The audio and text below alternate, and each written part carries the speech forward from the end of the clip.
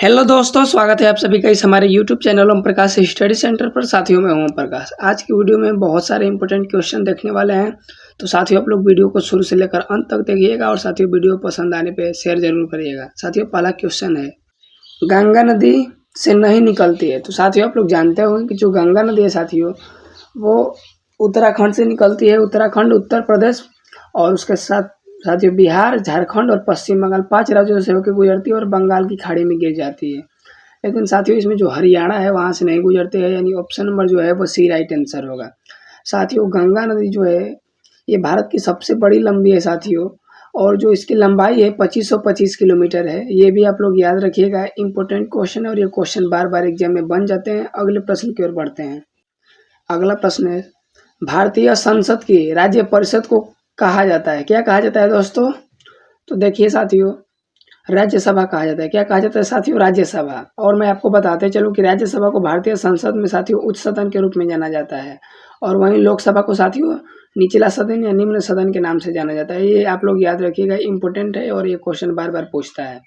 और साथियों प्रत्येक सदन को साथियों पिछली बैठक के 6 महीने के भीतर मिलना होता है साथियों, ये भी इंपॉर्टेंट फैक्ट है। अगला प्रश्न है, राज्यसभा का सदस्य बनने के लिए न्यूनतम आयु क्या है? तो साथियों ये भी महत्वपूर्ण है।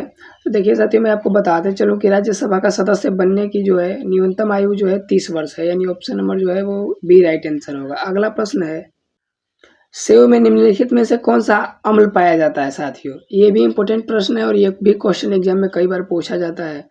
तो देखिए साथियों, जो सल्फ्यूरिक अम्ल है दोस्तों, ये किस में पाया जाता है साथियों? बैटरी में पाया जाता है। ये इंपॉर्टेंट है, याद रखिएगा, कार के बैटरी में पाया जाता है। जो नाइट्रिक अम्ल है साथियों, ये जो है वो सोने और चांदी के शुद्धिकरण में इसका उपयोग किया जाता है। और जो मैलिक अम्ल है साथियों, ये सेव में पाया जाता है, यानी option number C right answer होगा। और जो जो डी फॉर्मिक अम्ल है साथियों, ये चींटियों में पाया जाता है। फॉर्मिक अम्ल का जो है अगला नाम है मेथेनोइक अम्ल, ये भी आप लोग याद रखिएगा। तो चींटियों के डंक में जो कौन सा अम्ल पाया जाता है? तो फॉर्मिक अम्ल। सल्फ्यूरिक अम्ल कार के बैटरी में पाया जाता है साथियों। और वहीं बात करी जाए नाइट्रिक अम्ल, तो साथियों सोने और चांदी को शुद्धिकरण में इसका प्रयोग किया जाता है। अगला प्रश्न है, इनमें से किसे प्रकाश वर्ष में मापा जाता है? तो साथियों ये भी क्वेश्चन बार बार पूछा जाता है। तो साथियों प्रकाश वर्ष दूरी का मात्रक है, न कि समय का। और साथियों ये ब्रह्मांड और खगोलीय साथियों दूरियों को मापने की इकाई है। एक प्रकाश वर्ष बराबर 9.46 गुणे 10 का पावर 15 मीटर होता है। आप लोग याद रखिएगा, इंपॉर्टेंट क्वेश्चन है, जो क्वेश्चन बार बार पूछा जाता है। आप लोग को कमेंट बॉक्स में एक बात बतानी है कि दूरी मापने की सबसे बड़ी इकाई क्या है। अगले प्रश्न की ओर बढ़ते हैं। निम्नलिखित में कौन सा मच्छरों के कारण होने वाले फैलाने वाले रोगों का समुच्चय, फैलने वाले रोगों का समुच्चय है साथियों? तो देखिए आप लोग सब लोग जानते होंगे डेंगू, मलेरिया। लेकिन मैं आपको बताते चलूँ साथियों, डेंगू एक जो है मच्छर जनित वायरस है साथियों, और इससे जो है फ्लू बीमारी हो जाती है। और जो मलेरिया है साथियों, ये भी जानलेवा रोग है साथियों, ये परजीवी रोगों के कारण संभव होता है, और एनाफिलीज मच्छर के काटने से साथियों फैलता है। और वहीं चिकनगुनिया की बात करी जाए, चिकनगुनिया, तो ये भी वायरस वाला ही रोग है साथियों, और ये जो है संक्रमित मच्छरों द्वारा मनुष्य में फैलता है। तो देखिए मैं आपको बताते चलो, इस तरह इस प्रश्न का ऑप्शन नंबर जो है वो बी राइट आंसर होगा। चिकनगुनिया होगा, डेंगू होगा और मलेरिया होगा साथियों। अगले प्रश्न की ओर बढ़ते हैं। बाल्टिक पठार किस महाद्वीप में स्थित है साथियों? तो बाल्टिक पठार जो है साथियों, बाल्टिक प्लेट, वो साथियों यूरोप में स्थित है, यानी ऑप्शन नंबर जो है वो बी राइट आंसर होगा साथियों। अगले प्रश्न की ओर बढ़ते हैं। नींद को प्रेरित करने के लिए ली जाने वाली नशीली दवाओं में शामिल हो सकते हैं साथियों। ये कौन कौन सी वो दवा ली जाती है जिसको नींद नहीं आता है नींद के लिए? तो साथियों हेरोइन भी लिया जाता है, मॉर्फिन भी लिया जाता है, अफीम भी लिया जाता है, यानी उपरोक्त सभी राइट आंसर होगा साथियों। नींद को प्रेरित करने के लिए ली जाने वाली नशीली दवाओं को साथियों हीरोइन, मॉर्फिन और अफीम शामिल हो सकते हैं साथियों। अगला प्रश्न है, सरकार द्वारा बाल श्रम निवारण निम्न अधिनियम में कब संशोधित किया गया था साथियों? तो ये भी इम्पोर्टेंट क्वेश्चन है, जो क्वेश्चन पूछा जा सकता है।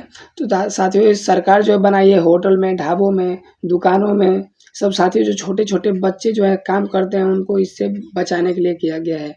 और ये जो है अक्टूबर 2006 में पारित हुआ था, यानी ऑप्शन नंबर जो है वो बी राइट आंसर होगा। अगला प्रश्न है, एक तालाब में कीड़े और छोटी मछलियां हैं, तो ये कौन से उपभोक्ता में आएंगे? प्राथमिक में, द्वितीयक में, तृतीयक में, उपरोक्त सभी में?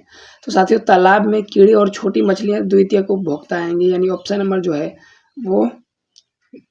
वो बी राइट आंसर होगा, यानी माध्यमिक उपभोक्ता। क्योंकि कीड़े को जो है मछलियाँ खा लेंगी और छोटी मछलियाँ को बड़ी मछलियाँ खा लेंगी, तो ये द्वितीयक में ही होगा। अगला प्रश्न है, विटामिन बी1 की कमी से कौन-सा रोग होता है?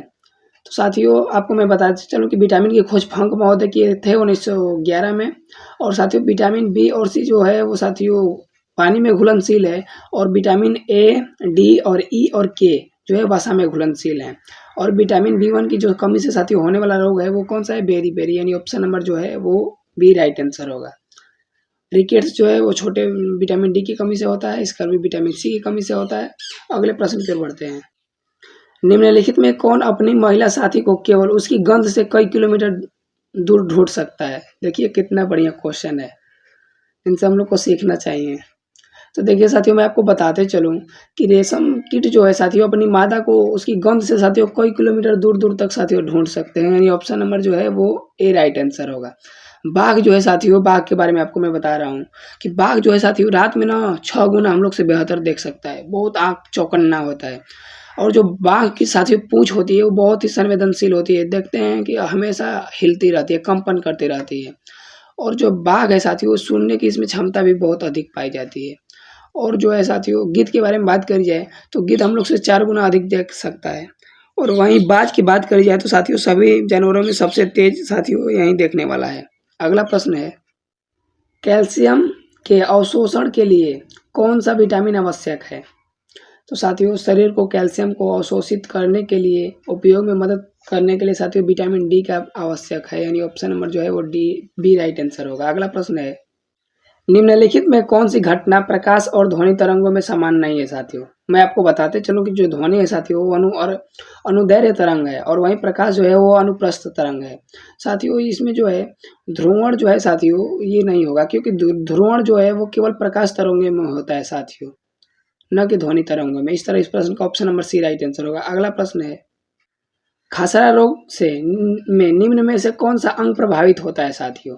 तो खसरा एक अत्यधिक साथियों संक्रामक रोग है, इसे लाल खसरा रूबेला के नाम से भी जाना जाता है साथियों, आप लोग जानते होंगे। और जो खसरा है वो साथियों क्या करता है कि त्वचा और तंत्रिका तंत्र को साथियों प्रभावित करता है, यानी ऑप्शन नंबर जो है वो ए राइट आंसर होगा। तो साथियों वीडियो कैसा लगा जरूर कमेंट बॉक्स में बताइए और अपने साथियों के साथ जरूर शेयर करिए। थैंक्स फॉर वॉचिंग, जय हिंद।